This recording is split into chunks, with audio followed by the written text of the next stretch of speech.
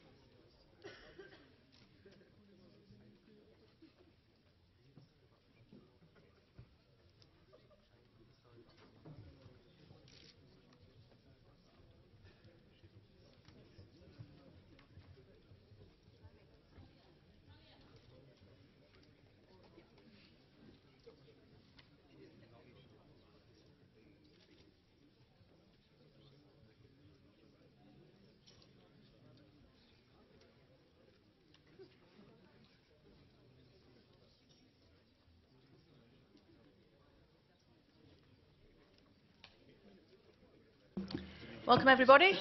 Good evening. Thank you all for coming, the students and the staff of the University of Bradford and Bradford College.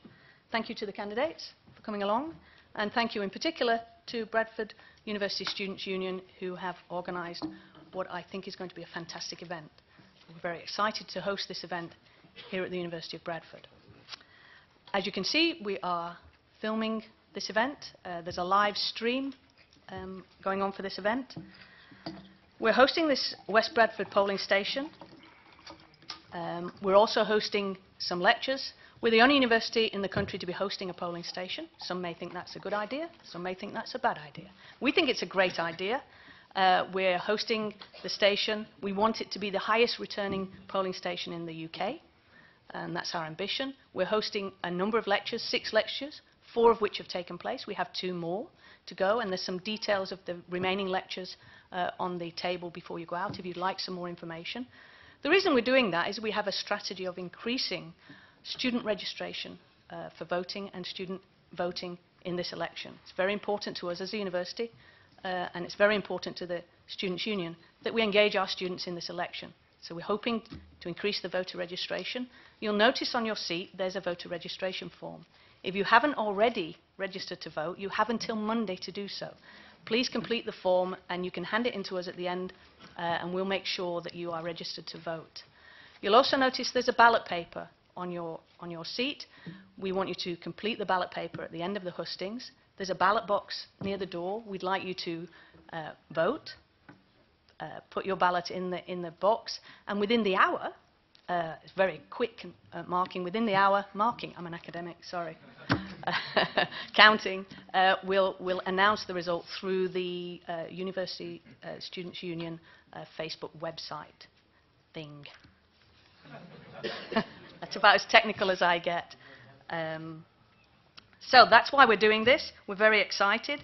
I think it's one of the most interesting constituencies in the country.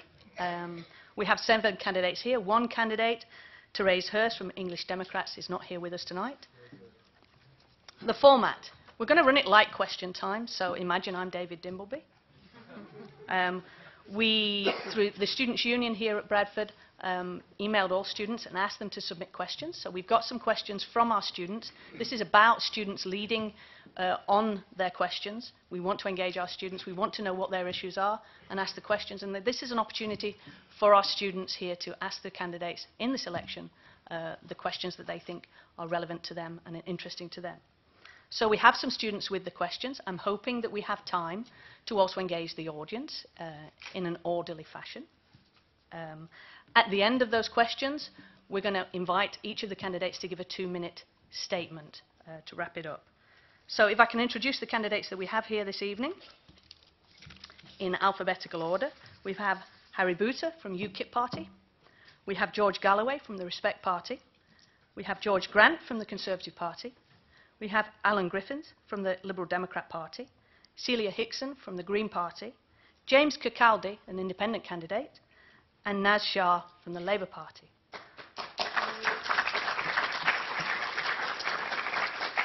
Thank you. So I'm going to start with the first question. I'm going to try to limit the time we spend on each question to about 15 minutes to enable us to get as many questions as possible. We have 7 candidates. Each candidate will be invited to answer or comment on the question.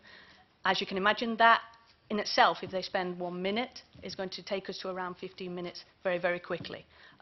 So the first question is a student, Liam Barker. Liam, are you here? Can we get a mic to Liam? And we'll ask Liam to ask his question. Or you'll have to shout very loudly. I'm okay shouting. So this debate is aimed at students from both the college and the university. Got the mic. So, no, it's not. Shout, Liam, shout. So Bradford College has a lot of students. A lot of students under the age of 18. How do you feel about lowering the voter age to 16? Okay, James, you were a former student here at the University of Bradford. Do you want to start us off, or we'll go this way? I mean, the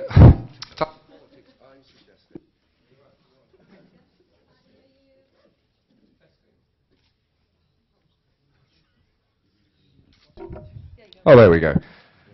So the type of politics I'm promoting is something called participatory democracy, which is a little bit more than just voting. And I've worked with a lot of youth in my time.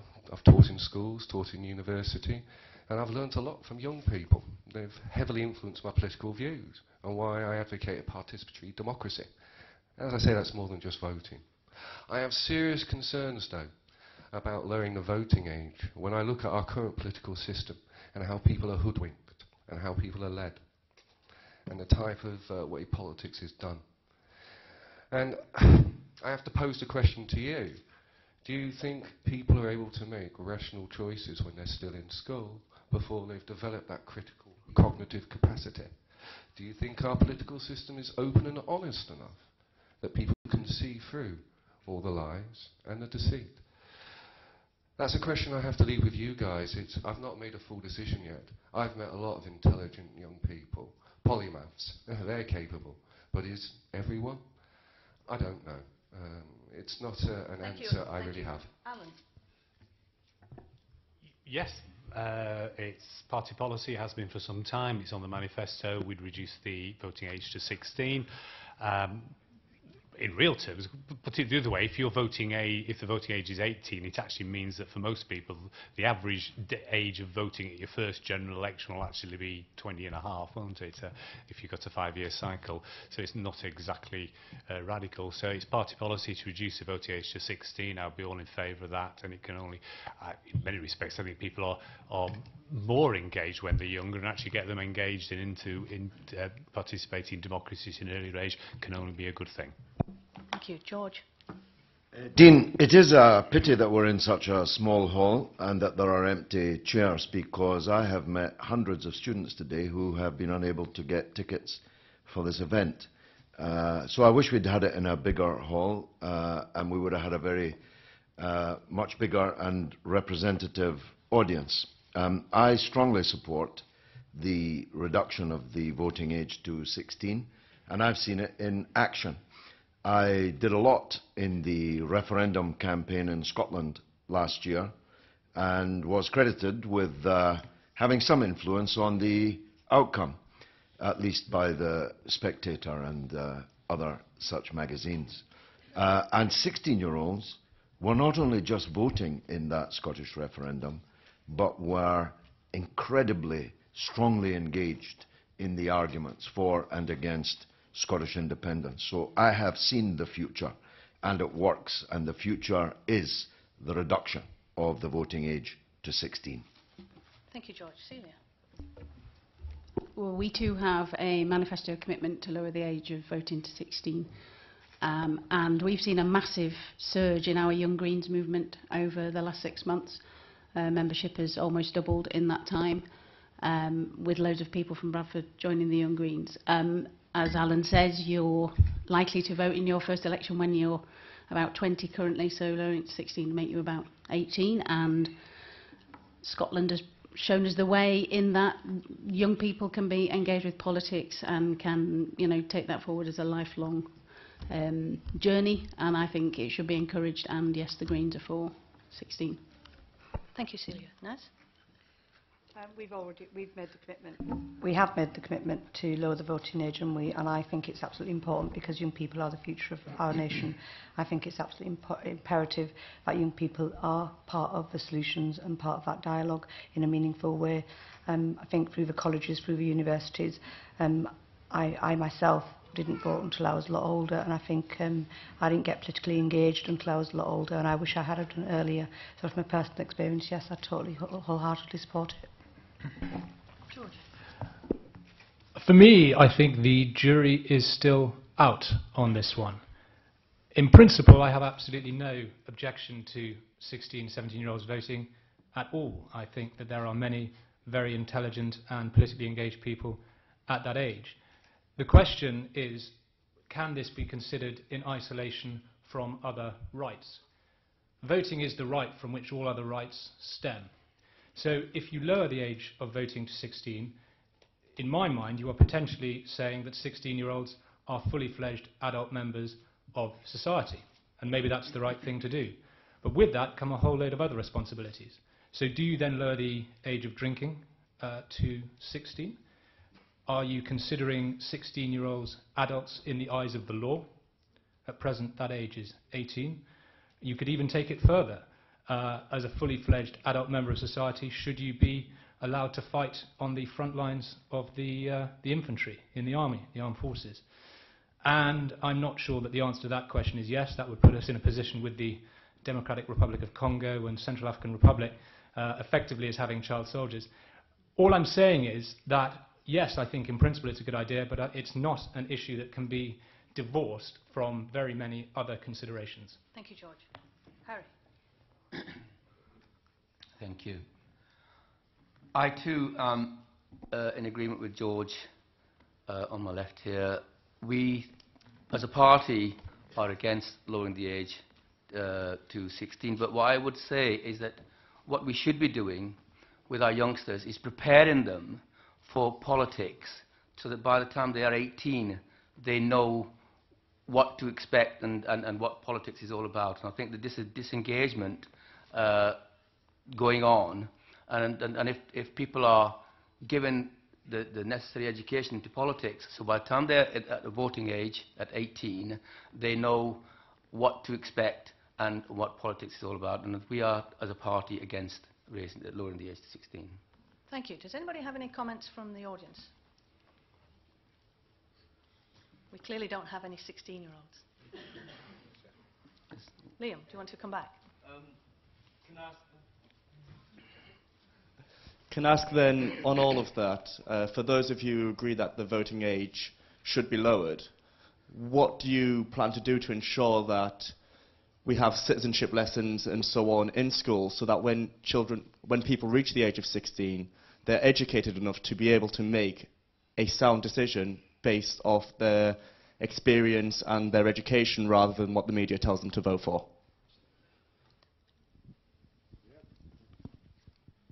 We'll start that end again. So yeah, I mean, having taught in a lot of schools and known a lot of people teaching citizenship, that is something they've moved towards. But increasingly, that type of syllabus is being challenged. As it is, I think a lot more could be done for people to be able to read articles, and we can teach our children how to discern truth a little bit better and see through spin. And I think that's something the syllabus is going to have to engage with. It does. It touches on over into English, and you kind of see some of those skills come in from the other academic areas. But I think working closely with people designing curricula and pointing that out and focusing on where those skills come from is going to be the best way to approach it. Cheers. Alan?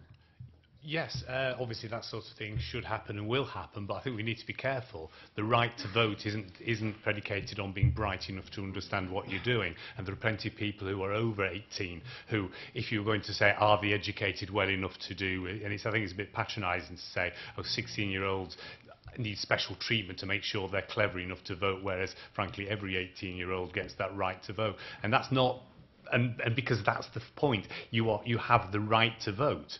And what do you start saying? I mean, it wasn't that long ago that people say, well, women, they can't have the right to vote because they're special people who don't need to do it. You get the right to vote because you've reached a certain age. I believe that age should be 16. I don't think it automatically follows that. Therefore, every other thing, we have lots of different stages in life, and different things we become capable of doing at different stages in life. But the right to vote, I believe it should be at 16, and it shouldn't be you shouldn't have to pass a test to be allowed to do it. Thank you, George. Well, I agree with Nick's candidate. 16-year-olds are not children.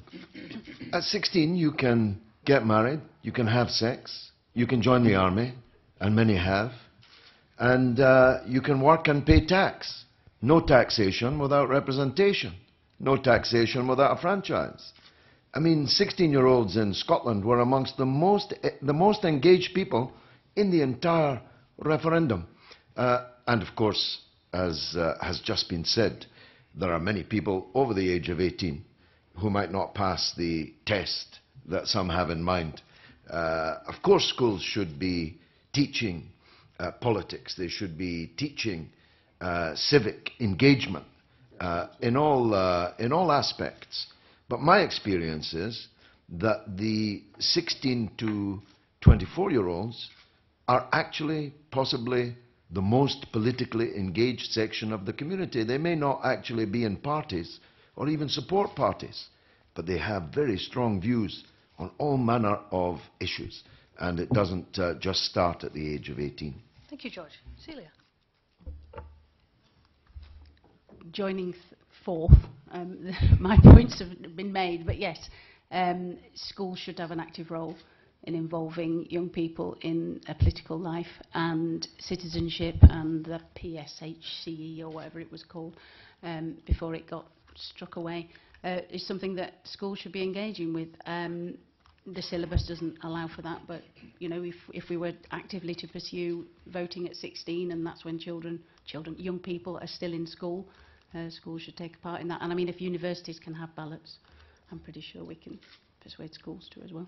Thanks, Celia. Naz? I think it's not just the schools, I think it's about parents and home as well, and I think it's about community involvement.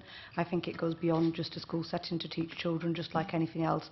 I think it's really, really important for communities to be involved in supporting them young people in actually learning about civic engagement and their rights in terms of voting and wider participation.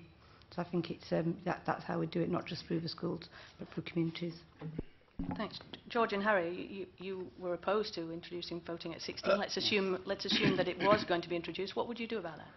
No, I wasn't opposed to it. I was simply raising a number of...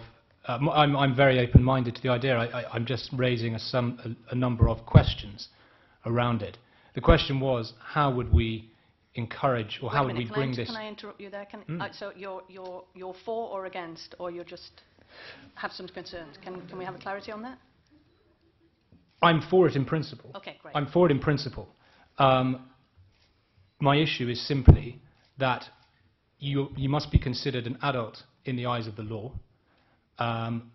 Voting is, I think, it is the entry point into adult society. Are you going to consider 16-year-olds adults in the eyes of the law? George mentioned you can join the army. Yes, you can't fight on the front line. So, in principle, I'm in favour of it. But I think where you would have to start is by a very serious consideration of those other questions surrounding it, as to whether effectively you want to make 16-year-olds adults, and that includes, in the eyes of the criminal justice system. So, as I say, I'm very open-minded to it, but I think that's where you would have to start, is by considering those questions, and once you've reached an answer on that, you can consider bringing it into law. Thanks, George. That's great. Harry?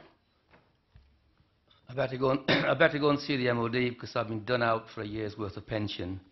I joined the Royal Navy when I was 17, and I served 23 years. However, my pensionable age did not commence till I was 18, and that's when you're considered an adult. And I think it's right that we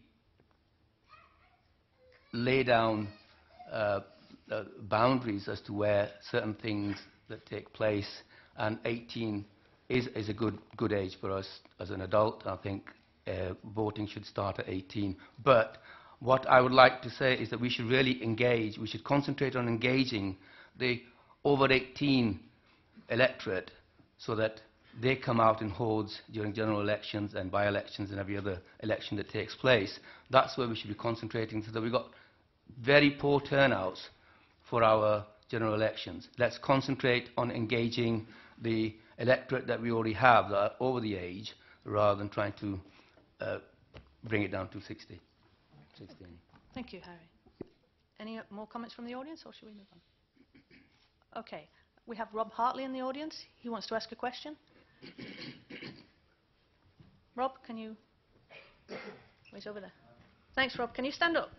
Of course, yeah. Please, thank you. Hi. Disabled people get charged, on average, over double the standard rate in taxis. We're lucky enough at Bradford to have our own campus-based disability cycling charity, which is a fantastic thing to be part of, I'm sure.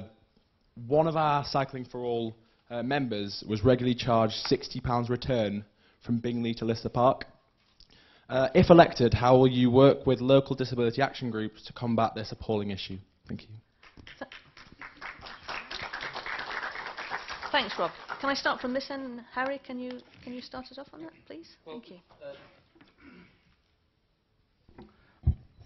We've, in our manifesto launched there yesterday, I think we've kind of set a gold standard for the future manifestos for the other parties to follow. And welfare and disability is our disability spokesperson, Star Edridge. She's wheelchair bound herself. So we are, as far as disability is concerned, we are very, very engaged with the disabled people. We are, we're trying to support lower cap on benefits for disabled people. We will help stop. Sorry, It's okay. I've just had a breakdown. Do you want me to move on to George? Yes, please. Okay, thank you. George. Had a breakdown. Okay, we'll come back to you. Harry. Thank you, Dean. The issue, the specific point you've raised, I would have to know more about that exact concern before I could honestly give you an answer as to what I could do about that, because I don't know enough about the specifics of it. I suppose then it would be helpful, however, to talk about the broader issue of disabilities. I think this is one of the areas where it's a mixed bag as far as the record of my government is concerned. I think there are things that we can be very proud of, and I think there are things that we can be much, much less proud of, frankly. At the centre of what the government has been trying to do with disabilities is to challenge perceptions, specifically around the idea that people with disabilities cannot function as fully fledged members of society. So there have been several initiatives on this. In 2013, the PM launched something called the Disability Confident Campaign.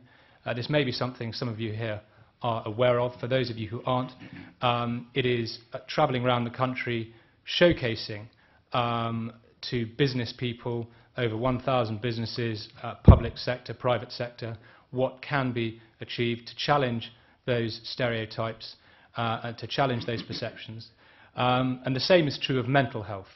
And I think actually Jeremy Hunt, he's maybe done some things wrong, but this is one thing that he has done right, has made this an absolute centrepiece for him, specifically around something called parity of esteem. And what this is, it's a technical term, but essentially people recognising, both within the community, by employers and also within the health service, that mental problems are as serious as physical ones. If I walk into the office with a broken arm, everyone can tell that I've got a problem. I'll be treated accordingly. But people with mental health issues, they are very often, pull your socks up, mate, you'll be fine, just dry up, and not really understanding the severity of those problems. And specifically as well, people with more acute issues around mental health, trying to make sure that people end up not in a police station, but with the care that they need. So there's been a 24% decrease in people who've been sectioned under the Mental Health Act actually ending up in a police station. So I see I've finished my time. Thank you, George. I'll have to wrap up there. Sorry Thank about you, that. George. No. Thank He's you. done my bit as well. Thank you. I really struggle with the whole idea of, because we've got somebody who's a wheelchair user, that we have got disability right. I really do. I struggle with the idea of saying, because you can't hold a contradiction, well, actually, you know, we'll give you a disabled blue badge to be able to park, but yet, on one hand, we need to, you know, there's a balance to be achieved here, and I don't think the Tories have got it right. I think the bedroom tax has affected, in terms of a particular case, we'll be looking at rail fares and we'll be freezing them. That's what we have committed to, and we'll be overhauling rail fares, and we would be looking at the DDA in relation to people with disabilities. And I think under the Tory government, people with disabilities have been affected absolutely beyond it, and people where the most need has disproportionately. We have the bedroom tax. We have before I was elected as a PPC, I went with a young person who's a 21-year-old who goes to university for 1 day a week, and because he goes to university for 1 day a week, although he's on crutches and he's for the rest of the week he can't get out of bed because of his disability, they didn't award him high rate mobility, and I think that's absolutely disgusting. I think the point system that has been brought in by the government, that by the Tories, is absolutely it's apprehensible. It's just not acceptable. So I'd you know, as a disability rights advocate, I would be looking, and I'd personally welcome, you know, even before the elections, to support what you're talking about. Thank you. Thanks, Naz. Celia. Well, it's a discriminatory system your friend is operating under. To be charged £60 from Bingley to Lister Park is obscene. And I would invite you to encourage your friend to challenge that taxi firm and take it up with their local councillors and MPs. I would suggest to George Grant that actually austerity has brought worse cuts to the vulnerable in our society, and particularly people on disability benefits. Since 2008, we've had this pernicious ATOS that doesn't exist anymore, accessing people's capabilities of working and studying. And they have made decisions that have been challenged all over the place, but they've made life very difficult for lots of disabled people. The Greens would pledge to increase disability living allowance because we feel that actually, as a person with disabilities, you do have additional costs and those need to be met.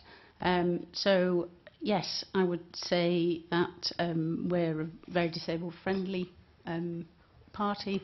Like Harry and George, we have many disabled activists within our organisation. So yeah, we're increasing DLA, and we'd support your friend to get cheaper taxi fares. Thank you, Celia. George. Well, Labour introduced ATOS, and the Tories have made it worse. The Tories and the Lib Dems introduced the bedroom tax, and Labour supported it, and took 4.5 years to commit themselves to repealing it. Now, the answer to the specific question is that it must be illegal. The discrimination that the questioner has cited must be illegal. And, of course, you can argue with the taxi firm, but the real argument is with the local authority that is permitting the licence holders, and they are controlled by the local authority. So if it's in Bradford, it's Bradford City Council, which is an exceedingly badly run council, currently by Labour, but in the past by all three of the mainstream parties. It is illegal to discriminate against disabled people in that way, and it is a disgrace if Bradford City Council is allowing it. Thank you, George. Alan.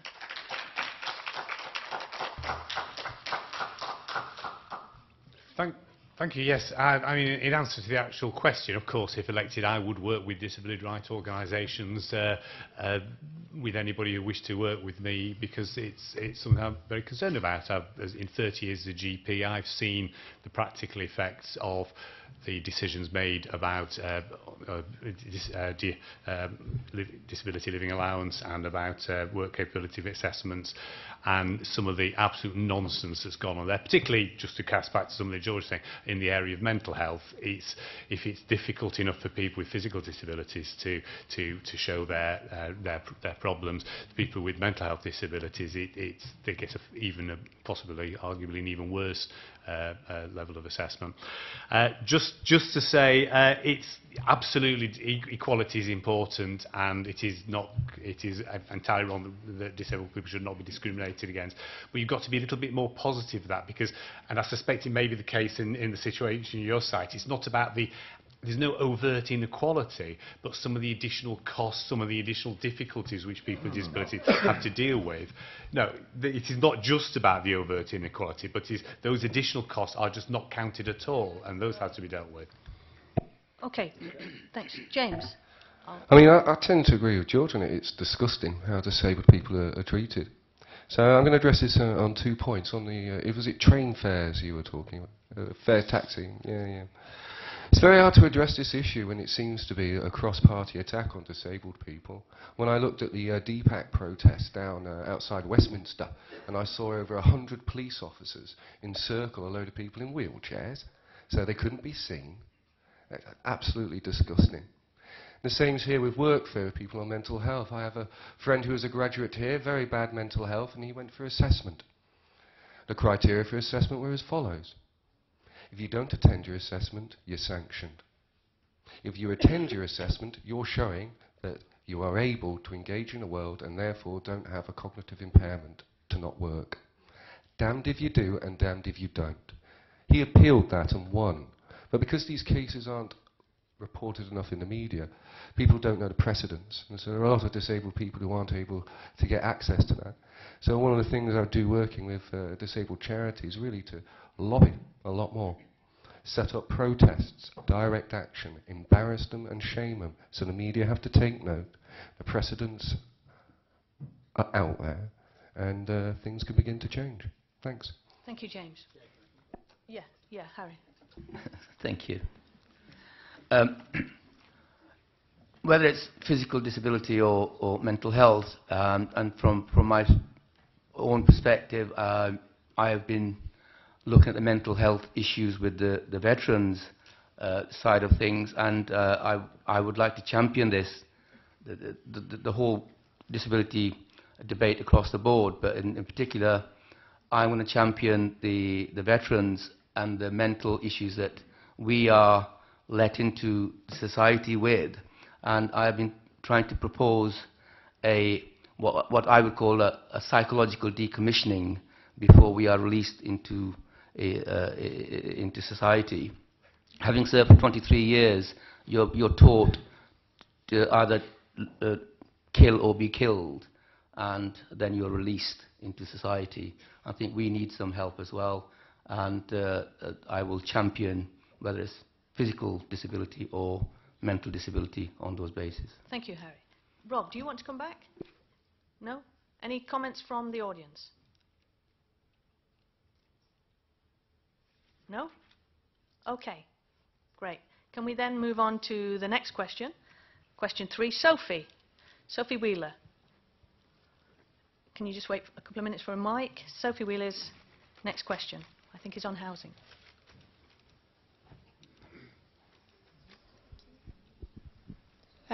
Many landlords and agents don't follow lines of best practice and don't adhere to housing law. They fail to respond to tenants and in a reasonable amount of time, and sometimes refuse to deal with them at all. They don't respond to disrepair matters, and many take advantage of vulnerable students, especially international ones.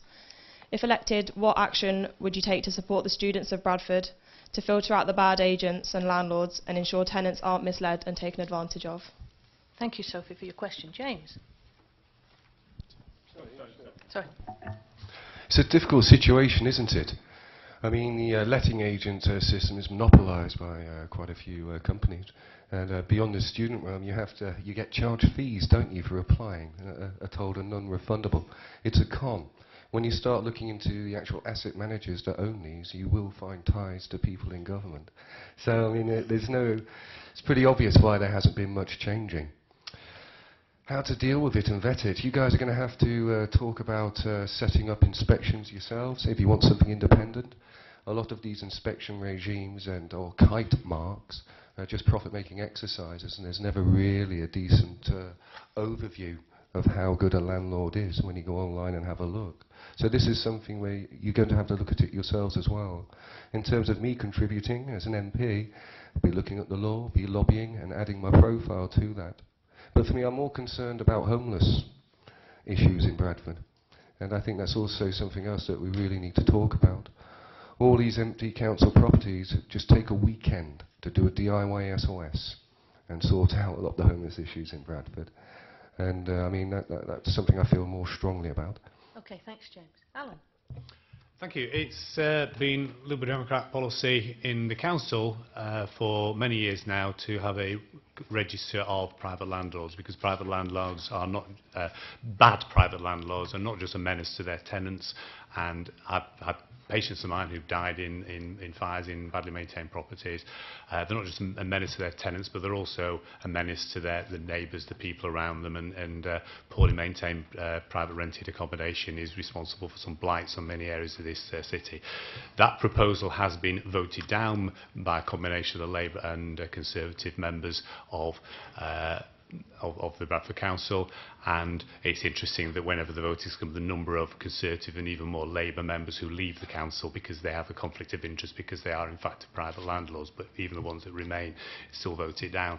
I guess as an MP, in the end, it's most appropriate, I think, that it's a matter for the local council dealing with looking after private landlords and making sure that is sort of working well. As an MP, I guess my role will be to actually try and drive national policy to make Bradford Council do what it's refusing to do of its own will. Thank you, Alan. George? Who knew that we have a city council that has so many private landlords in it? That explains quite a lot, actually.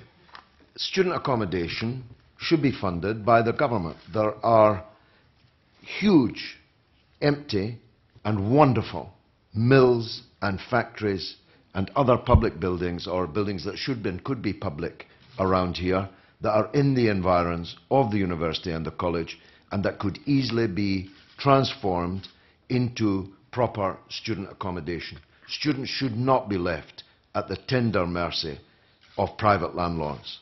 And while I have the floor on the subject of housing, the announcement that David Cameron has just made to force housing associations to sell off their housing stock, just as councils were forced to sell off their council housing stock, will be an absolutely devastating blow to the millions of people in this country that depend on public housing. Thank you, George. Celia? The Greens have a manifesto commitment to set up a living rent commission to bring in local rents into line with average income, so that we don't get this discrepancy whereby your rent's set not connected to what's going on in the local economy. And we'd also have a mandatory licensing scheme for landlords. So that would be a nationwide landlords scheme to make sure that you've got access to information about the landlord that you're about to set up a tenancy with. Student accommodation, as Ms Galloway has just said, should not be a profit-making venture. There shouldn't be people making money out of people who are striving to make a life for themselves and get an education. So universities and colleges and other education establishments should be given the rights to be able to provide accommodation as part of the package that you gain as a student when you start your higher education. Thank you, Celia. Naz? Naz? Labour have pledged to look at rents, and similar to the Greens, we'd be looking at the moment how people are getting ripped off for private rented accommodation. We have also pledged to build 200,000 homes across the country, and certainly from my perspective, if I was elected as an MP and if I was elected, I would be pushing for some of them houses to come into Bradford, and I could certainly look into the student accommodation issue and look at how we could develop further local initiatives to address that. In terms of from the students' point of view, we do have counsellors, but I can certainly put in touch with you even today to look at those kind of measures that you're talking about having landlords having good practice. I know there's some laws that have already come in over the last few years that do hold landlords to account, and we can enforce them. So I can certainly look into that at the moment. Thank you, Naz. George? Thank you. I cannot think that there is anyone other than perhaps the rogue landlords themselves who would support abusing their position as a private landlord. This is surely something on which we can find some cross-party agreement. For my part, I would certainly support a register of landlords, register of landlords on the council. I have absolutely no idea why that has been opposed. That sounds eminently sensible, because ultimately the question is accountability.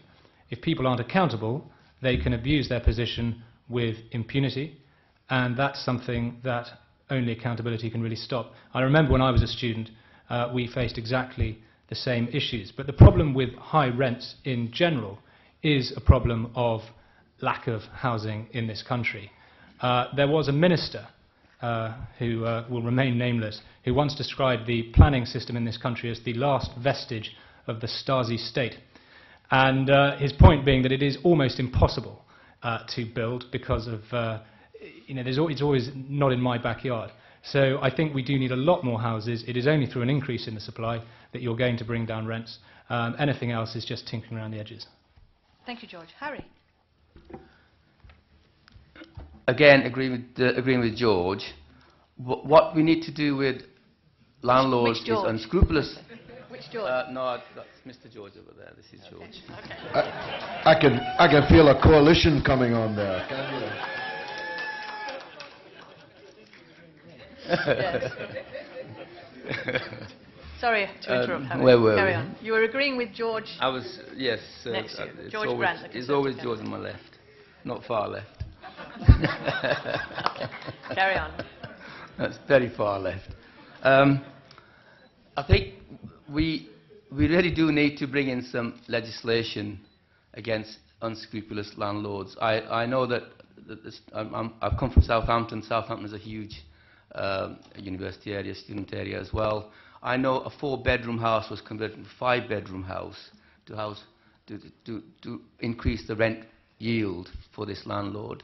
So they cram as many people as possible into buildings, and then there is no comeback. You should have the right to complain to a body, and then that body investigates unscrupulous landlords. So that's what we need to do, to look towards have a redress, an organisation that redresses your concerns, and that should be the way forward. Thank you, Harry. We have many students in the audience who are in student accommodation of varying types. Does anybody have any comments, any questions further for the candidates on this issue?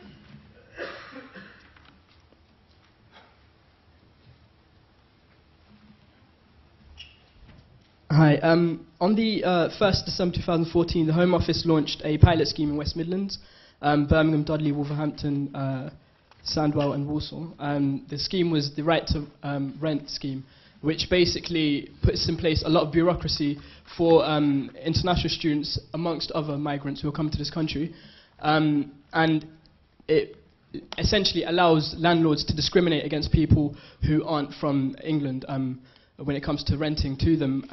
I just wanted to perhaps get your opinion on this. Do you think that this is something, because if the pilot is successful, I should have said, it will be rolled out nationally, and so international students could potentially be discriminated against when it comes to renting, and that is a massive problem because sometimes rent is cheaper in private accommodation rather than halls. So what do you think of this, and do you disagree with it? If so, why? And if you agree that this should continue, this right to rent scheme, Yeah, James. I disagree with discriminating against international students in terms of housing. I think the issue is there is enough housing. It's a redistribution issue. There is enough housing. It's just that increasingly fewer people own it. And there are plenty of properties that we can just break open, do up and house people in. And if people vote and have a mandate and put their boots on the street, you can just do it, and you can call the bureaucratic bluff of the council. It's happened in Todmorden, where people have done guerrilla gardening. Technically illegal, but they've just gone ahead and done it, and the council's been fine. Same can be done with housing. Thanks. Back on the student housing issues. James, sorry, Sorry. We need to move on. Alan, sorry, James. Yeah, really stupid idea, and I mean, international students are a huge benefit to this country, and making life more difficult for them is short-sighted in the least. Thank you. George? Indeed, I agree with next candidate. It is incredibly short-sighted to discriminate against international students. But if I may say so, it's equally wrong to discriminate against home students. Bradford University has a lot of home students, and as part of your bid to join the Russell Group, you're talking about additional fees that may well discriminate against the home students. So I'm against discrimination.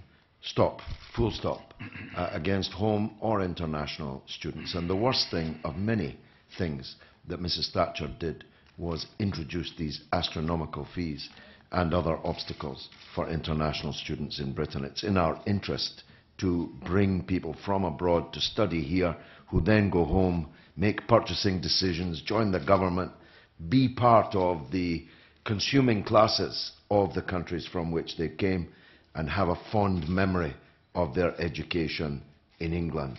Just seems to be common sense to me. Thank you, George. Celia? Indeed, it seems an incredibly short-sighted policy to try and put barriers in the way of people who are travelling many thousands of miles to enjoy our high-class education system. I do hope the pilot fails, and I hope that it's not something that becomes part of the burden of becoming an international student in this country and persuading people that perhaps we're not the place that they want to study. That's me done. Thank you. Thank you, Celia. Naz? I'd absolutely be against anything that discriminates against anybody, and students in particular. National. If we look at the NHS was built on migration, and certainly migrant community has played their part, so I'd certainly be against any proposal to put any bureaucracy in to use it to discriminate. Thanks, Naz. George? Yeah, I think it's probably useful just to declutter what the right to rent is, because it appears that every single one of my candidates to my left don't actually know what it is. They've just said, well, it sounds very discriminatory, and we're against discrimination. The right to rent is very simply, the policy is very simply that landlords have an obligation to check whether someone who wants to come here from overseas has a right to live in this country before renting the accommodation to them. It is nothing really more controversial to it than that. It's not a question of discriminating against someone because they're overseas. It's a question of, do they have the right to live in this country before renting them a house? Everyone has a right to a home. Thank you. I'm going to let Harry... And to that end, everyone has a right to a home. Every person in this country should not be discriminated against for whatever reason. Discrimination is discrimination, full stop. Foreign students are the most vulnerable of the lot, and I think they should be, as I've mentioned before, they should be on the campuses or colleges and universities. They should have an organisation in place to cater for the foreign students, especially because they have a lack of knowledge of the environment around them, and Thank you, they Harry. should have a point where they can go and complain to. That is important. Thank you, Harry. I've got one question there, and then another question there, or a comment. Thank you. Can't hear. Yeah, this is more of a specific question for George Grant. Last November there was a debate in the Commons on landlords and a bill to block revenge evictions. This was successfully filibustered by his colleague Philip Davies, MP for Shipley. How does he feel about that, given his views just now? George, we've got a question for you. Well, this would have to be one of those occasions where I would disagree with my colleague Philip Davies. Philip is one of the most rebellious members of the Conservative Party. It's not a crime to not toe the party line. And yes, I mean, I don't see why revenge evictions, I don't think you should be able to just evict someone because you decide that you have a grudge against them. That seems to me preposterous. But, again, I will be honest with you. This is one of those things where, as with so much in life, I suspect it sounds more simple when phrased like that than perhaps it actually is. I'd have to know more about the specifics of it. But Thank you, on George. principle, no, it Thank you, sounds George. ridiculous. There's another comment there on this side, or a question. Thank you.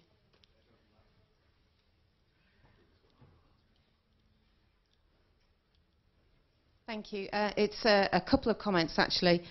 First, to George Galloway, I'm not sure where you're getting your information about the University of Bradford seeking to be part of the Russell Group or unilaterally trying to up our tuition fees, but neither are correct.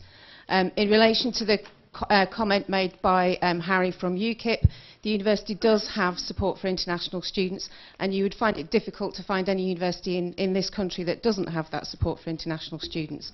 And finally, just a point for our students in particular, but the university supports an organisation, a charitable organisation called Unipol, which does operate a landlord scheme which looks at the quality of student rented accommodation, not just in Bradford but in Leeds, Nottingham and in London is rolling out that scheme. So it would be really good perhaps if some of the politicians could look at what the university sector is doing in relation to private rented accommodation. Thank you.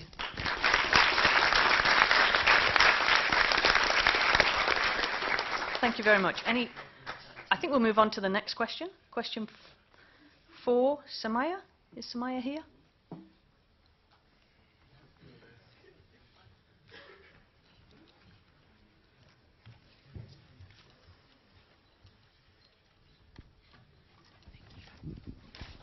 Thank you, Samaya. The recently fast-tracked Counter-Terrorism and Security Act, making prevent a statutory requirement for universities, has been criticised by many as an irresponsible piece of legislation and with the possibility of being incredibly racist in its implementation.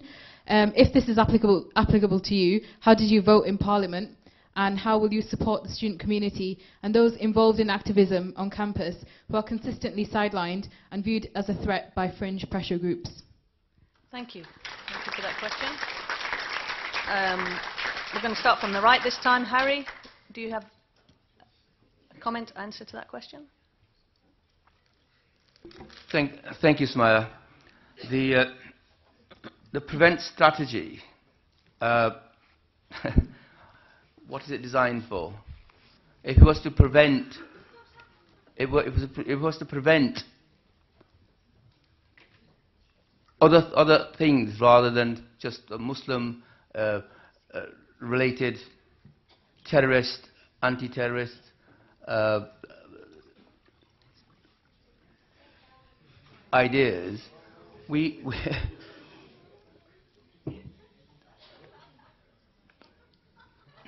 Harry, do you want me to come back to you? No.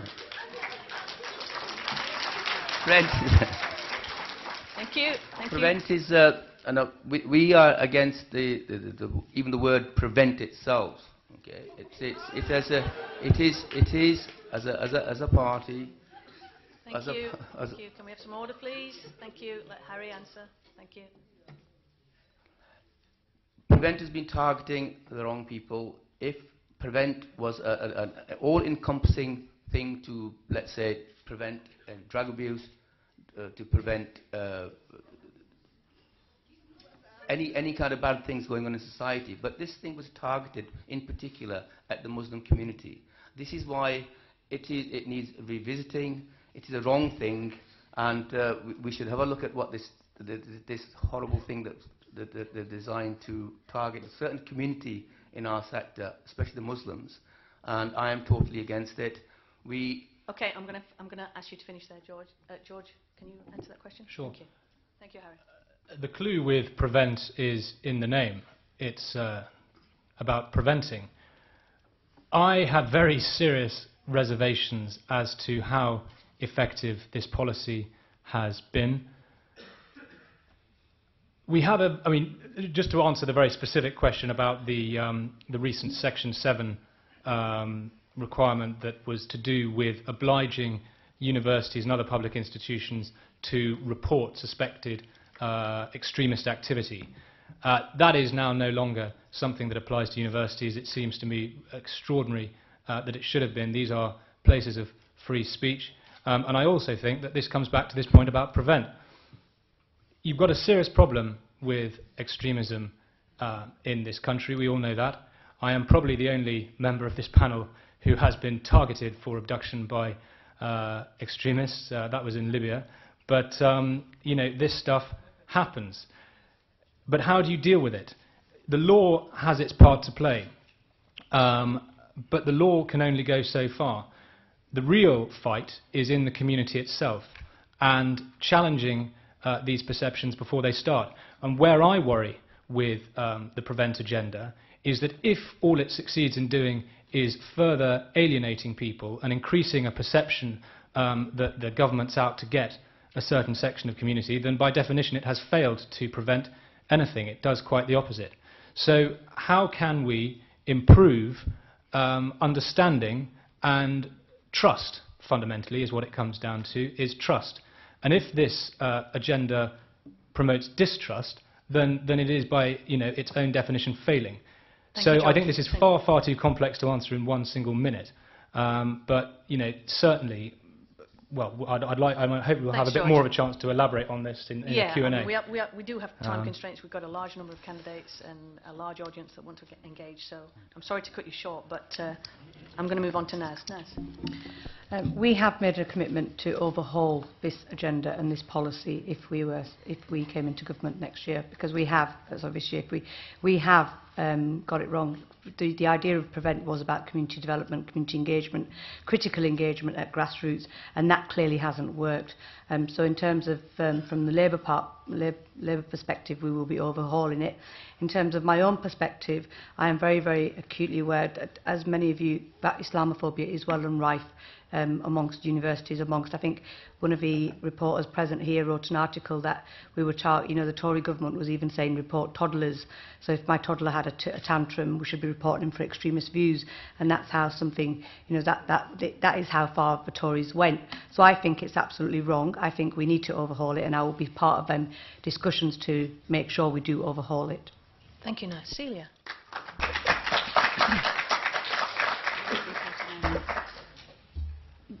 The Prevent legislation has failed. It hasn't prevented radicalisation. It's spent a lot of money putting focus on people who didn't need that focus put on them. Caroline Lucas, our Green MP, voted against this legislation in the House of Commons, and it's not part of our agenda in terms of equality, liberty and justice. So we are all for reviewing and reassessing the kind of legislation that came out of the coalition government. Thank you. George? It was Labour that introduced Prevent. I don't know why some Labour supporters are applauding a commitment to overhaul it. It was them that introduced it. And I have opposed each and every anti-terrorism measure that has been before the Parliament in the almost 30 years that I have sat there. I opposed the Prevention of Terrorism Act. When Labour refused to oppose it, year after year, I, along with some other honourable Labour members of Parliament, opposed it. I opposed Tony Blair's 90-day detention without trial, internment, in other words. I opposed it. I opposed Tony Blair's 60-day detention, internment. I opposed Tony Blair's 30-day detention, internment. And I was there, the only person there, on the third reading of this counter-terrorism bill, shouting no when Labour refused to divide the House and allowed the measure to go through unopposed. Thank you. Alan? Yes, Prevent clearly hasn't worked. There are many who would argue that it's made things worse. Whatever the intention is alleged to be, is clearly seen as stigmatising a section of the population, as alienated a section of the population, and has almost certainly made things worse. And obviously I wasn't in the House of Commons, but if I had been, I would have probably been shouting along with George. Thank you, Alan. James? Have you got too many microphones on? No, you're on. Oh, there we go. I'm in an interesting position to answer this question. Prevent, what concerns me is the model, how they begin with how someone becomes extreme. And basically they're targeting whenever you have a political conversation. Indeed, I was designing some of the analytical tools to map ideology when I was doing my PhD, and I stopped it for ethical reasons. Second point. it is a sleight of hand to say that Prevent is directed at the Muslim population. It isn't.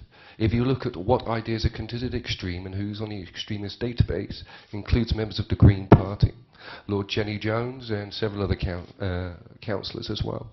When I stood for the Green Party in the local elections last year, I got back from the official account and was raided by the anti-terrorist police. And they look very much like them, not like the regular bobbies. I'm not a terrorist. All I say is that we have a debt society, interest on loans is wrong, climate change is a major issue, and I want a proper democratic society. You say that, like moderate Muslims do, people from Green, what political activists say, you're on an extremist database. Prevent is a way to shut down democratic political discourse in our society when you look at it and how it's applied. Thank you, James. It's applied mainly to the Muslim community, though. Yeah, we've got some questions from the questions, comments. Please raise your hand so that people with the mics can get to you quickly. Thank you. I think a lot of you actually missed. I'll stand up. Not that it makes much of a difference. A lot of you missed.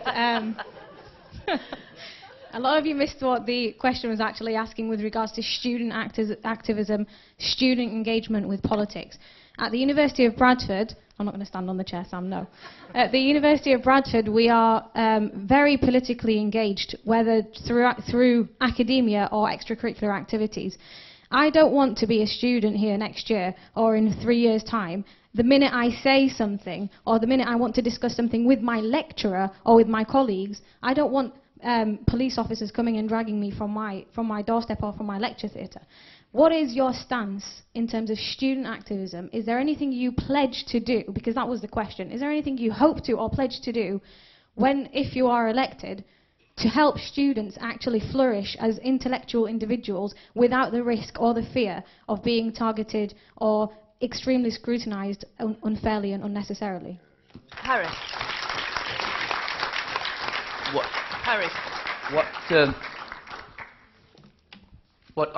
What I suggest the media, the mainstream media, is the biggest blame. They have to take on the biggest blame for what has been going on amongst especially the Muslims. When you have a look at, I've been since 2005 saying that when a Muslim commits and does anything, his religion is always mentioned, and anybody else that whether either kills, murders, blows anybody up, no, the religion is never ever mentioned. It's only when a Muslim does it do they start to mention the person's religion. I think the media has to stop vilifying and start, if a person commits murder or does any crime, it's the person, right? Not his religion that's doing it. And because of what's been going on for the last few years, it is now demonized. We're not allowed to say anything. If you do discuss things like students do, they have various interests in politics, in the wider world. They should be free to research without being any fear of any comebacks whatsoever. Thank you, Harry. Thank you. George. I agree with what Harry said about the media demonisation. I think that is one of the biggest issues around inflaming suspicion and inflaming mutual distrust. I've also got to say, though, it is so much easier to criticise something than to propose a meaningful solution. George here has said as some sort of badge of honour that he has opposed every piece of anti-terrorism legislation in the House of Commons. Well, when you've never had to take any real responsibility for anything in your life, it is easy to do that. But when you are a government and you are governing, it becomes rather more difficult. And I challenge anyone here to devise a policy that will be problem-free with an issue that we know is a huge, huge problem, not just in this country, but around the world. I have made very, very clear that more than the law, the issue is challenging perceptions, challenging this lazy racism, the casual demonisation in the press. I think, to answer your question once again, in the universities, people should be allowed to say what they like as long as they're not inciting violence. I'm very glad that universities are excluded from that. But I just come back to this final point. It is so much easier to sit on a platform and say, well, I've opposed everything with hindsight. It's ironic though, isn't it? Than it is to actually find a meaningful solution to something. Thank you, George. Naz? From my understanding, you didn't actually vote, George, on the counter-terrorism bill according to parliamentary records. Neither did you vote on potential 88-point-something% of the time that you could have done in Parliament in the last year and a half. In fact, you only debated 6 times since 2014 in Parliament, and one was on education, a few times on education. No, Naz, can you answer the question, please? I would personally pledge I will be taking part in the voting system, where all these things are decided. So I would play my role as a parliamentarian. I would also use my voice to represent the constituents through the voting process, through the process that is given to parliamentarians. And I will personally pledge to engage with students and the universities to make sure that that was meaningful engagement and carry that message all the way through to Parliament. Thank you, Naz. Celia? Universities should be a place of debate and learning and stretching the boundaries and having people press forward the issues of the day, and to suggest that these things should be somehow controlled and curtailed and overseen and watched is vaguely creepy. I think we need to release this box that's been put around our young people. If this is how they're feeling around their education and the way that they're interacting with their studies, it's desperately sad. And I feel that we should be moving forward to give a voice to the people who are saying that they feel in this desperate situation. Thank you, Celia. George? The problem with prevent is that it isn't preventing anything. It's actually creating more extremism, more radicalization, more alienation, more people jumping on aeroplanes to Turkey to try and get across the border into Syria, and more people being lured onto the rocks of separatism and extremism and violence here at home. Now, George was nearly kidnapped in Libya by extremists. How did those extremists get into Libya in a position to kidnap you, George? Because you supported the bombing to pieces of Libya. It was Tony Blair whose attack with George Bush on Iraq sent extremism cascading everywhere around the world. It was Tony Blair that tried to lock Muslims up for 90 days without charge. So don't talk to me about counter-terrorism. It was Labour, and the Tories have continued it, who have spread extremism throughout the world by their policy of invasion and occupation of one Muslim country after another. Thank you. Alan? Alan? I'm going to make a radical departure and answer the question here. Thank you. I was a student in the late 70s. You may find it hard to believe. I was a student in the late 70s, and the big issue then was no platform for fascists and racists. And I was fairly unpopular among. I took the view then that freedom of speech has to include the freedom for people whose speech you don't like, because it's very easy to be in favour of freedom of speech for people you agree with, but you've also got to challenge and have freedom of speech for people you don't agree with. And I took the view then that's what we should do, and I take that view now. Just because you may not agree with what somebody's saying, you don't criminalise it, you don't stop. In universities above anywhere else, that's where these ideas can be challenged, and I would certainly pledge to do everything I could to make sure that universities remain a place where speech can be free and where it can be challenged in a civilised fashion. Thank you, Alan. James?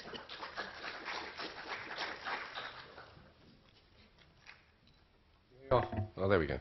Right, I think the question was what would I do as an MP to help political activists being put under this prevent strategy? Well, given that I'm under it too, I would stand with you. I do think the political system in Westminster is ill-equipped to deal with it. It seems to be cross-party. It seems to be something they're intent upon, and if you start reading into it, it's far wider than just focusing on Islamic extremism. So I would suggest protesting, I'd suggest direct action, and just trying to raise the profile as much as possible. I'd also counsel you not to be frightened to speak up. Keep speaking up and being critical of people in Westminster and those that are driving us to an abyss, really. Okay, thank you. Okay, thank you.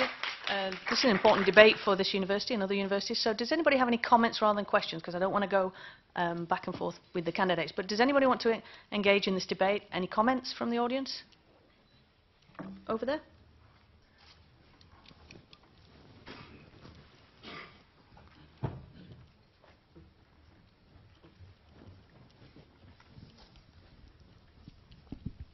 I'm not sure whether I misunderstood you, George Grant, but you said that universities were somehow exempt from the section. Could you just explain that a little bit more? Because as far as I'm aware, universities still have a duty to prevent people being drawn into terrorism, and that kind of really overlaps with a lot of the safeguarding responsibilities that universities have and things like that. Because as far as I'm aware, it's still... Right, so this is to do with the broader obligation on people in positions of responsibility within the public sector to report as a legal requirement people who they suspect of terrorist or extremist activity. Universities are not included in that. In regards to the broader issue of, trying to create an environment in which extremism isn't allowed to flourish, I imagine that's just more a matter of broad common sense. But as this legal requirement, universities, it's under Section 7, are exempted. Okay, thank you. Thank you. We had one more comment, and then we'll talk about it afterwards. We're going to have one more comment, and then we're going to move on to the next question. There's a comment over here on the left-hand side. Yeah, thank you. Hello. I just wanted to just reply, sort of give my opinion about the point that George Grant made about there being a problem of extremism. The thing is, it's not really a problem of extremism. It's actually, extremism is a symptom of the fact that a lot of BME communities feel alienated from all mainstream parties. The parties like UKIP, for example, who demonise people who don't look white. That's the actual problem.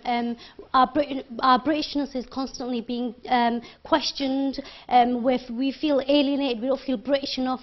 We always watch programmes that question and look at immigrant communities as though we're these, out of this world, out of this universe sort of things, when in fact we're as British as white people. So the fact that you have obviously these people from BME communities joining all of these fights in Syria and wherever, it's actually it's just showing that actually we don't feel British enough because our Britishness is constantly being questioned and challenged. And so yeah, that's... Thank you. Thank you very much for your comment. Okay, I am going to move on now to the next question. Can I just also say that George Galloway's comments about the Labour Party candidate is also part of the problem as well. I mean, what he said about I'm not going to get into that debate right now. Thank you. Thank you for your comment. No, we're going to move on to the next question. No, we're going to move on to the next question. Thank you. And can we have Umar? Umar, you have a question for all of the candidates. Thank you. Is he here? Thank you, Umar. What is your stance on free higher education? Can you repeat that? I don't think the candidates heard that. What is your stance on free higher education? Okay, James, was it free when you were a student here? I don't know. I don't wish that to sound rude. I do apologise. I've only got a short bit of time. Sorry. I think university education should be free. What we gain from it as a society and as a culture is invaluable. I've watched Bradford City, and I've been at this university for a long time, and I've seen it flourish. I think the burden of fees is a heavy one, and it plays into this debt society. Most people who aren't from affluent backgrounds, you're going to end up with a lot of debt. The level of the fees, the cost. Then if you want to buy a house, it's yet more debt. Then if you want a pension, yet more. It's a huge issue, and I don't like it. It seems to be some type of social engineering. It's an attack. There aren't as many jobs now for university-educated people, no matter what you want to say. So, you know, I think it should be free. We have a lot to gain from it, and I would fight for that. Thank you, James. Thank you. Alan? Yes, I think this might be the one where I need to run over time a little bit. First thing to say is obviously that education isn't free. The issue is who actually pays for it, and what the concern is, you know, whether it's the students who pay for it or whether it's the general taxpayer who pays for it. I always took the view that it should be paid for out of general taxation, because on the whole people who went to university would earn more in the long run, and they would contribute back to general taxation in a greater way in the future, and that should be the way it did. I'm afraid that argument has been lost. It's been lost by I think no party wants to go back to the question of paying it out of general taxation. The current situation which we have at the moment, which is a significant improvement on the situation where the Labour Party left us with, is that of course nobody pays anything up front, that you don't start paying anything back until you earn over 21,000, and for many people they won't pay any significant amount back at all. If it's been labelled a graduate tax with a sort of capitation contribution to the university on the basis of the number of students they had, it would have almost had exactly the same effect, and nobody would have been quite as exercised about it. The current situation, the Labour Party policy is to reduce fees to 6,000. That will benefit, of course, the students who are better off, or rather the students who go into better off employment, and it will not benefit the people who don't go into such well-paid professions in the future. Now, you might wonder why that's the case. I can't believe the Labour Party are stupid enough not to realise that that's the case. However, it can only be that they want to seek a headline at the expense of helping the people who actually they claim to want to benefit. Okay, Alan, thank you. George? Well, I never went to university. I never was a student. I worked from a very early age until now and paid taxes, in part to pay for other people's higher education, and I was happy to do so. And I paid for Tony Blair to go to Oxford University entirely free and get a student grant to enjoy it with. That's how big-hearted I am. And so when he, having promised not to do so, in 1997, promptly broke that promise and introduced tuition fees, I could not support it.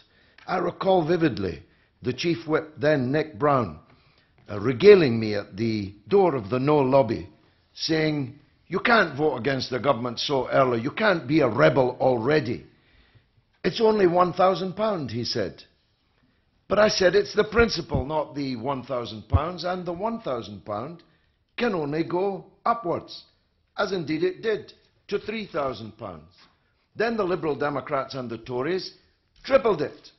And now Ed Miliband wants to cut a third off it. It's a classic case. If David Cameron proposes £9,000 a year, and the Labour Party proposes £6,000 a year, I can't vote for either of those, because I believe that university and college education should be entirely free to the student. The state needs an educated population. It's an investment, not a cost. The state should pay for it. Thank you, George. Thank you. Celia? Well, George, you'll be voting with the Green government when we're in. Omar, it's a very good question. We are going to abolish tuition fees. We're the 6th richest nation in the world. We need to invest in our young people. We need to invest in our economy through giving people a quality education. We're also going to reinstall the maintenance grant. We're also going to take away, abolish student debt. Student finance, whatever that organisation is called, is going to disappear. We are a wealthy nation. We've had an ideologically driven austerity drive over the last couple of years. David Cameron has repeatedly said it's no longer about the deficit, it's more about the power of the state and its existence. So we feel that this is completely wrong, and it'd be a radical change, but we're also going to increase university funding to 1% of GDP so that humanities and sciences can be brought back into balance, because universities were making decisions about what courses they could run because of the funding that lay behind it. So we're going to change things around. I got a free education, totally free education, and was given money to go to college and then on to university. And I feel that that should be something that's available to all our young people, regardless of your parents' wealth. You should be able to get an education. Thank you, Celia. Naz.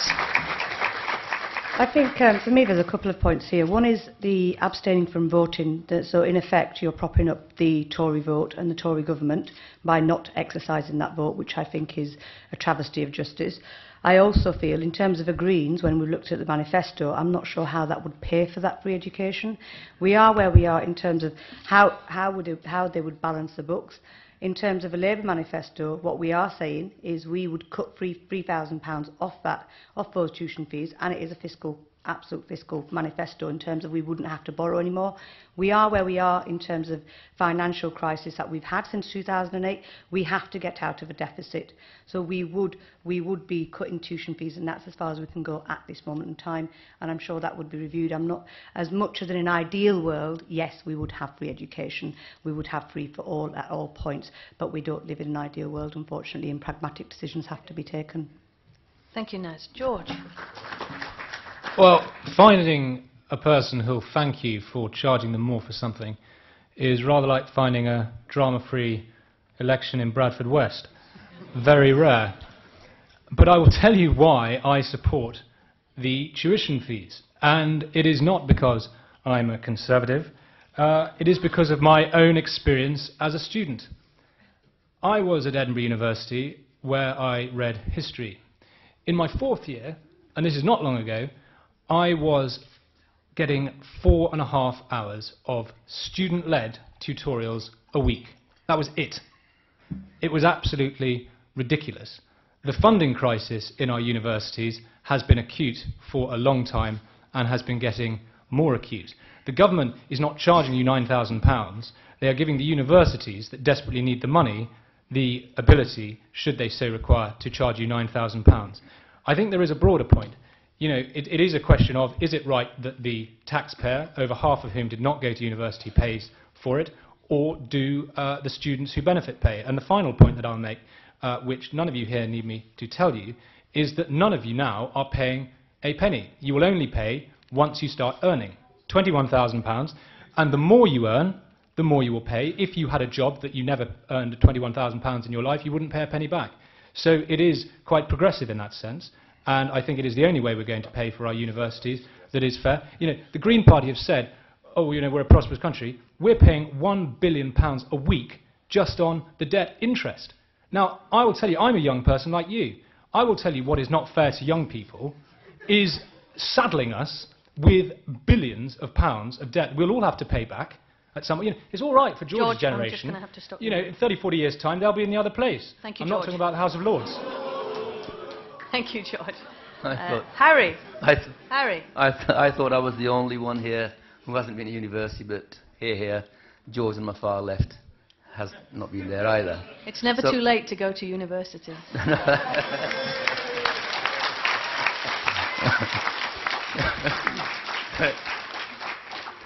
And the Green Party is saying that they will abolish the tuition fees. I welcome the Green Party stance on this, but I don't know how they're going to pay for it. We are the only party that has got a fully costed manifesto, and what UKIP proposes is that as a starting point, that we should abolish tuition fees for STEM subjects, which is science, technology, engineering, mathematics and medicine. Right. These should and work towards complete abolition in the future. But as a starter, we are proposing as a fully costed manifesto promise that we will get rid of tuition fees for STEM subjects. Thank you, Harry. Any comments from the audience on this? Liam.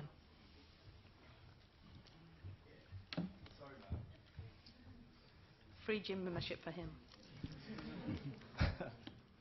Okay, so I'm all for free education, but going off the 4 so-called main parties, all saying that it's not feasible. I'd just like to ask then, under the current policy of education fees, how can you reduce those fees and benefit the students who will be earning less when the amount you pay back increases as you earn more. So how are you going to benefit the students who earn less when they come out of education? Okay, can we have another question at the back there? Thank you. Yeah. My question is to George Grant. How much did you pay to go to university? Okay. One more question. Bushra, did you have your hand up? It's a comment, not a question. You're in Bradford, guys. At Bradford University, you have a large BME population. Many of them are Muslims. A lot of Muslims believe that you can't take a loan if there is interest incurred. So when someone tells me that you guys don't pay a penny to go to university, I'm sorry, I'll turn back at you and say, my father had to fork out for 4 of us to go to university because we can't take loans. And this is a system that is absolutely unfair. Yes, the government tried to consult... The government tried to consult people, and the consultation was very successful, but no one did anything with the data. Okay, we've got some more comments or questions back there, and then I'll come back to the candidates. Is it on? Okay. Well, basically, you're saying that we won't... If someone comes out of university with £21,000 debt, how is anybody able to afford that? A graduate who comes out of university doesn't even earn that in the first year. So that statistic is absolutely ridiculous. Can I respond? No, I'm just going to take some more comments. Sorry, and then we'll have a big response. Any more comments? Thank you. I'll let you respond in a minute, John. There, and then one more there, and then we'll go back to the candidates. This is just for Harry. Isn't UKIP basically Thatcherite? So how would you get rid of tuition fees? Okay. I think there was one more point over here, and then we're going to come back to the candidates. Thank you.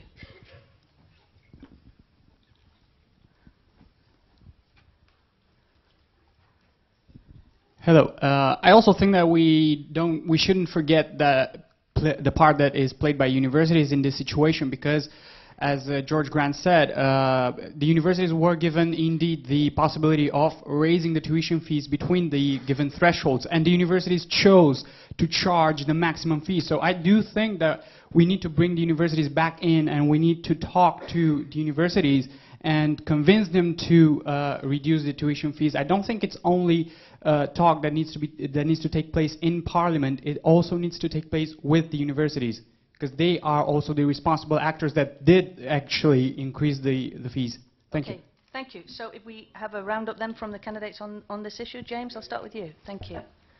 Okay, just to begin, I tend to agree. I do think the loan system is very exploitative. And I'm afraid to say the simple fact is the jobs are not there, I'm afraid to say.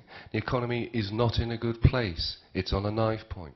The climate issue is far worse. There's a 5 to 15-year window to transition. When you take those things, this idea of being able to go into a career path and a job so you can service such huge levels of debt is a bit of a non-starter. It is a big issue. I see hope, though, because right at the top they are talking about debt jubilees. Debt jubilee is a cancellation of debt. It's happened before. That's something that is being discussed and something I would promote. On the comment on working with universities, that's going to be required, very much so. There's going to have to be negotiation. There's going to be a better focus on making knowledge work and doing patentable technology in order to hopefully fill in the gaps there. Cheers. Thank you, James. Alan. Thank you. Hello? Yeah, you're on. Yeah, I'm on. I think other people are still enough. Anyway, just very quick. No, First not of all, on. 3 practical points to make. One is that... just wait a minute, Alan. We're not We'll try it again. Thank you. Yeah, I'll switch off again. Right, we'll start from the beginning again. So about 2 practical points to make. Whatever the concerns that people talk about, it is the case that more people are going to university, and more people from disadvantaged backgrounds, including BME backgrounds, are going to university. So some of the stuff that's been put around about how terrible and how exploitative the fees are, the people who are actually applying for university are bright enough to work out that it's a pretty good deal. In answer to the specific question about how do you help poorer students or students who go into less well-paid occupations, the answer is you don't do that by reducing the fees. That helps the better off students. You're quite correct. The way to deal with that would be to increase increase the point at which you start paying fees, so bring the income trigger for paying the loan back to a higher point, and bringing the point at which you stop paying fees towards back, and that would be the way to sort of reduce the costs over time. Thank you, Alan. George? If tuition fees are such a good deal, why did Nick Clegg pledge in blood prior to the election in 2010 that you would abolish tuition fees? But now they've suddenly become a good deal. This is a rich country, as Celia said. This is a country so rich that both of the main parties, Labour and the Conservatives, have together jointly pledged to spend £100 billion on a new generation of nuclear weapons. That's how rich we are. Now, if we ask people in this country in a referendum, should we spend these billions on educating our young people, or should we spend them on buying new nuclear weapons? I tell you, the Conservatives and the Labour Party would be left embarrassed, because virtually nobody in this country wants to spend £100,000 million on nuclear weapons. So you want to know how we pay for it?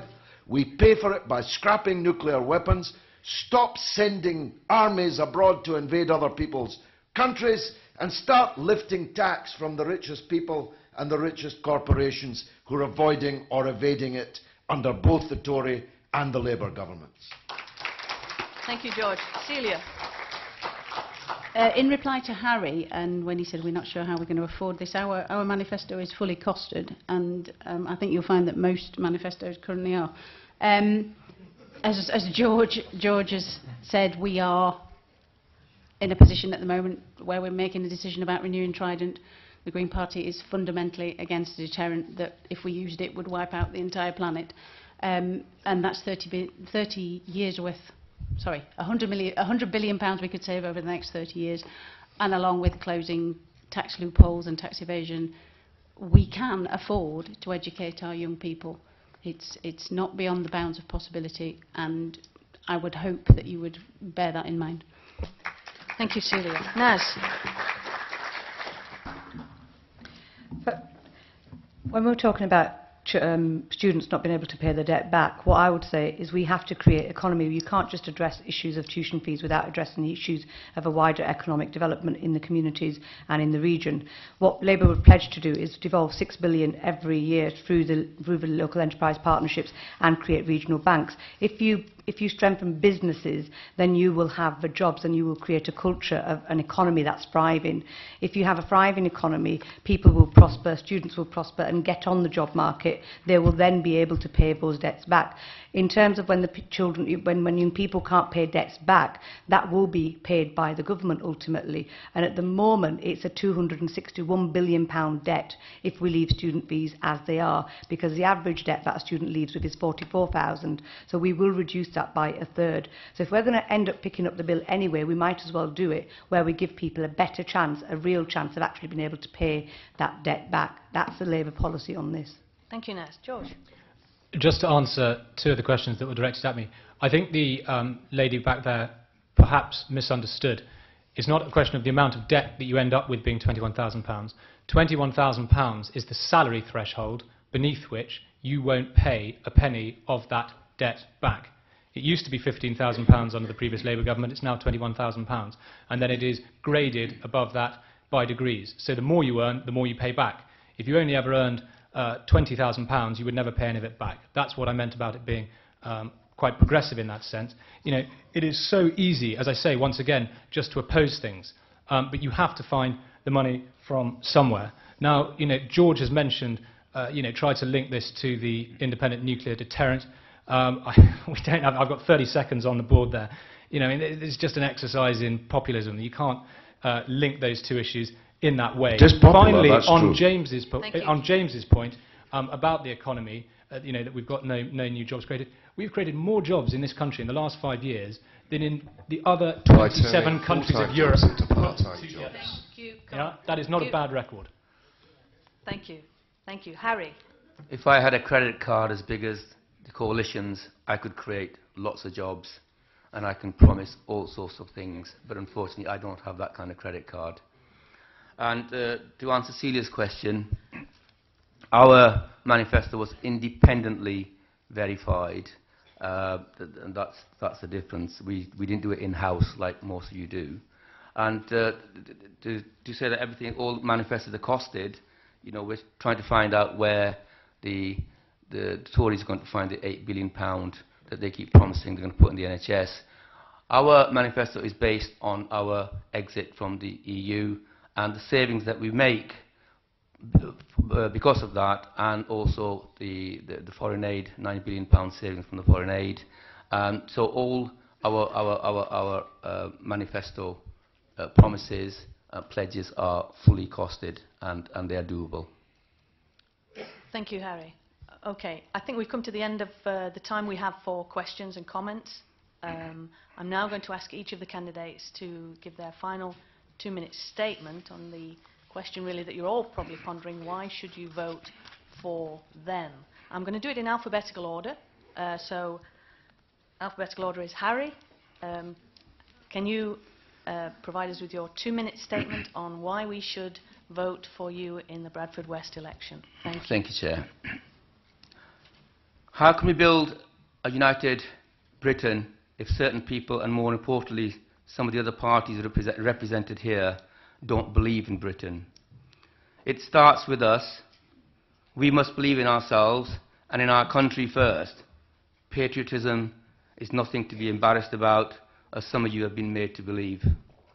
My belief is that we must work towards looking after number one first, and not feel ashamed in doing, because number one, if number one is okay and healthy, we can look after the rest of the world wherever humanitarian help is needed. Barring any immediate disasters, let us cut our foreign aid, which is costing this country nearly £1 billion a month. It makes no sense at all to borrow ourselves on the UK credit card in order to pay other countries so they can have better lives, when, as a veteran myself, it hurts me so much to see my comrades who have been discharged without any kind of support network, sleeping rough and are homeless, having served our Queen and country. I am one of the fortunate ones, but not without consequences, as I do have to live with the scars of wars and family separations, the consequences of life in a blue suit. Immigration is not a taboo with UKIP. That would be foolish even to contemplate, else I wouldn't be sitting here in front of you today. No, all we ask is that we look after our little island and limited resources we have. We cannot expand ourselves, services, housing, schools overnight. Let us grow the country at a manageable rate so that we can create harmony amongst ourselves and not discord. That can only come if both those on the left and right have the same vision as UKIP, and that is to believe in ourselves, believe in Britain. Come join us and let's build our nation without the shackles of EU. Thank you. Thank you, Harry. George Galloway. Well, everyone's seen the panel here in the audience tonight and online. Everyone will make up their own mind as to who is parliamentary material and who is not, and I'm content to allow the electorate to decide that on the 7th of May, and I'm confident about the result. I have been a Member of Parliament in 6 parliaments, and I hope to make it 7. I keep winning elections. Labour don't like it, but I keep beating them, and beating them well, and there's a reason for that. But in the last 3 years, I have moved to Bradford, 66 Wetley Hill, if you want to pay a call. I have a surgery every Saturday morning, that's every Saturday morning at 2 Grattan Road, and my phone number, I say on screen, is 07894 585 465, and you can call me, as many do, or text me at any time of the day or night. I have tabled more motions and questions in the last 3 years than any other Member of Parliament in the whole of Britain. In fact, I've tabled more motions and questions in Parliament than all 5 of the other 4 Bradford MPs put together. something like 80%, just less than 80%, of all the references to Bradford in Parliament over the last 3 years were tabled by me. And I have put Bradford back on the political map that for decades the other mainstream political parties had left it. When I got here, there was a hole in the ground called Westfield, and now there's a Westfield. Labour, in charge of the council, would have left it as a hole year after year. When I got here, the Odeon was shrink-wrapped and falling down. Now it's been saved. And when I got here, the National Media Museum... I know they don't like to hear it, Dean. They don't like to hear it. But everyone in Bradford knows that that hole in the ground would have continued to be a hole in the ground if we hadn't won the by-election, if we hadn't occupied Westfield. So, they don't like it. They don't like it. But the people of Bradford West like it, as you're going to find out on the... Okay, thank you. Thank you. Thank you. Thank you. Thank you. George Grant. I think that the people of Bradfield do know who was responsible for the Westfield site, George, and I don't think it's quite as you're saying it is. Quite a large proportion of our audience clearly recognises. Look, as students, you're going to be leaving this place before too long. What is the most important thing for you? I would imagine it is, what sort of career am I going to get? Am I going to be able to get a job? We have created in this country, in the last 5 years, as I mentioned, more jobs than the rest of Europe put together.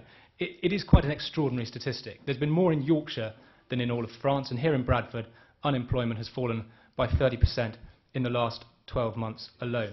So I am looking... Thank you. It's a real shame we didn't get to talk about 0 hours. I am looking at economic empowerment. That is the most... Thank you. Please don't interrupt. Thank you.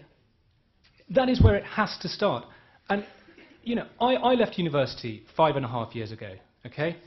In that time, I have advised parliamentary select committees. I've worked as a foreign correspondent in Libya, as I've mentioned. I now direct international business development for a startup company in Nigeria, Kenya, Morocco. I'm telling you all this only because there is a world of possibility out there, if only you have the ambition and the motivation to seize it. When I was at university, yeah, I was political, sure, but I wasn't looking, to the government for answers for everything. I was looking to what I could achieve.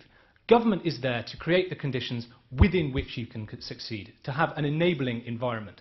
It is not there to simply, provide the answers for every little part of your life, and I don't imagine that any of you would want it to be that. So I think that we are a party that is creating an enabling environment in terms of the economy, and for that reason, and really that is the primary reason, I think it would be very, very unwise to go back to a Labour government. Under every single Labour government in history, unemployment has ended higher than when they took office. I think that speaks for itself. Thank you. Thank you, George. Alan. Yes, 5 years ago, the Liberal Democrats, just a little over 5 years ago, the Liberal Democrats made a very difficult decision to go into coalition with the Conservatives. We were under no illusions about what the effect of that would be, but it was the right thing to do. It was the only way to create the stable government which this country needed in a time of economic crisis. Since that time, the economy is growing, unemployment is falling, employment is rising, and we are coming out of that great difficulty. And George, to be honest, it's the economic recovery which has got Westfield back on the Westfield site, not anything else. Westfield are not a charity. They did it because they thought they were in a position where they could actually make money from doing what they did. Thank you. Thank you. Please don't interrupt. Please, excuse me, please don't interrupt. Thank you. During that time, we've used our influence within government to try and make the changes that have occurred as fair as possible, in particularly the driving to taking people who are lower paid out of taxation, the increasing of the level at which your personal allowance, so the taxation falls for the people who are earning least. And we want the opportunity to continue that. If the Liberal Democrats are able to be involved in government again in the future. We will continue with our policies to build a stronger economy in a fairer society. You can't have one without the other, so that everybody, including yourselves, have the opportunity to fulfil your full potential, and that's why you should vote for us. Thank you, Alan. Thank you. Celia. Repeatedly, when people are shown policies with no logos, it's the Green Party policies that resonate with the electorate.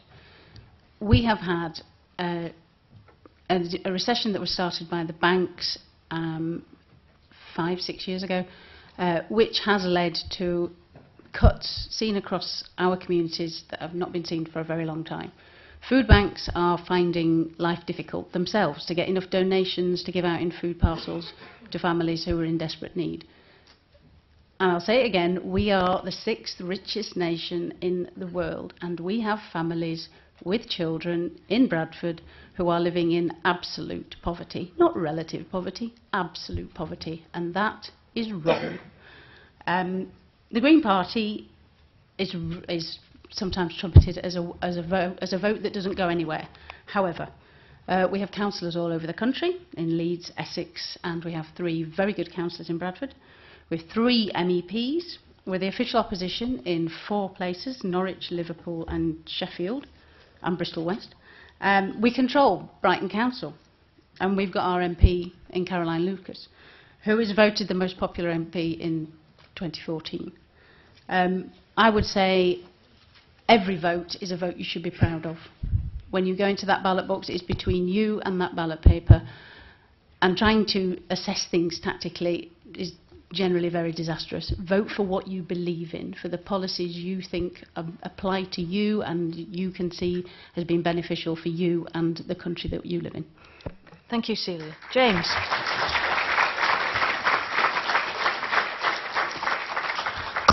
I think there's a crisis in the party political system. I think the nature of political representation needs to change, and what it is to be a political leader needs to change. We have to start representing everybody's interests rather than specific ones, and that's impossible to do with a party political system.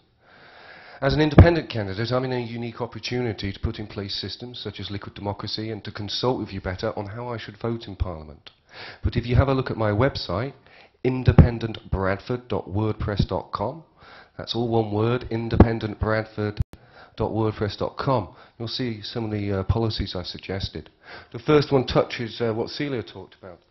I talk about the idea of community farms, and it relates to the issue of food banks, it relates to the issues of falling standards, and the fact that even those with full bellies are filling those bellies with cotton wool. It might as well be. To continue, if you have a look at the Community Farm Project, you'll realise that when our experts talk to us about climate change and how pressing it is, not even the Green Party have the courage to tell it like it is. Our experts are telling us we are going to have to grow our own food. Go check out the research, go check out my site, I'll be providing links for you. It is that bad now. A few weeks ago I believe the Gulf Stream even got disrupted and backed up against the eastern seaboard in America, pushing up sea rises by 5 inches. We have methane burps going on in Siberia at the moment, which has alarmed a lot of people, and the same occurring up in the Arctic. In fact, there's a Swedish and Russian research team who went out there. People are panicking about it, and rightly so. We have to move to grow our own food. We have to start doing it locally and moving to green jobs. But I'm the only one talking about proper ways to do it. And if you check out my site, you'll see some of the ways I suggest we can. Thanks. Thank you, James. Naz. Thank you. I'm not a career politician. I'm a community activist by background. I chair a mental health charity and have been an advocate for people with disabilities. So I'm not here because of a career in politics as such. What I want to do is influence politics and influence the system as it is, because I don't think it's working. What I will do if I'm elected in this election, I will vote on more than 11% of the issues that are presented in Parliament. I will be visible and I will be living in Bradford. I live here with my children. I have lived here. And unlike others who, if they weren't here, if they do not win the election, I will still be here carrying on doing the work I've got to do in Bradford to reduce inequalities and provide leadership and be involved with the community. I will work within the national frameworks and structures because on my own I can table 300 daily EDMs every year. The problem is I need to have debate. If I'm not part of that debate and I'm not part of a structure, how is that going to be debated and how is it going to actually influence policy and change? So I will be there doing beyond just tabling motions. I will be engaged more than 6 debates in 18 months. What I will do is I would also ask that actually I will, for my £67,500 salary, not only will I be here, I'll be working full-time with the people, for the people of Bradford. I will not be off elsewhere earning another £300,000 elsewhere. I will be full-time committed to the people of Bradford. Now that is the difference. So if I am voted, if Labour is voted, I will be in those conversations which matter to bring finance into Bradford, to bring people into Bradford, to change the reputation, to put Bradford back on the map, not with empty promises, but the real change that we actually need. Because I'm from Bradford, I have my children in Bradford, I'm from Bradford for the people of Bradford. I'm not going to swan off elsewhere. That's why I would like you to vote Labour, because we need a local person who understands local issues, local needs, not just for young people, not just for women, but the older community, for every single person, regardless of race, gender, background. That is what Bradford needs. We have our solutions. We don't need a one-man messiah to tell us what to do and how to fix it. Thank you. Thank you. Thank you. Thank you very much. Thank you. I think we've had a great debate. We have focused on the issues that are relevant to our student community here, around student housing, student fees, tuition fees, around prevent and free speech on campus, around voting age and around disability issues. I've really enjoyed it. I'd like to thank you as an audience. I'd like to thank all of the candidates, and I think we should thank the candidates in the usual way. Before you go, this is the dean in me, the teacher in me. Before you go, I'd like you, if you have not done so already, to complete the ballot paper. There is a ballot box near the door. As I said before, we will be counting the votes and we will announce the result within the next hour.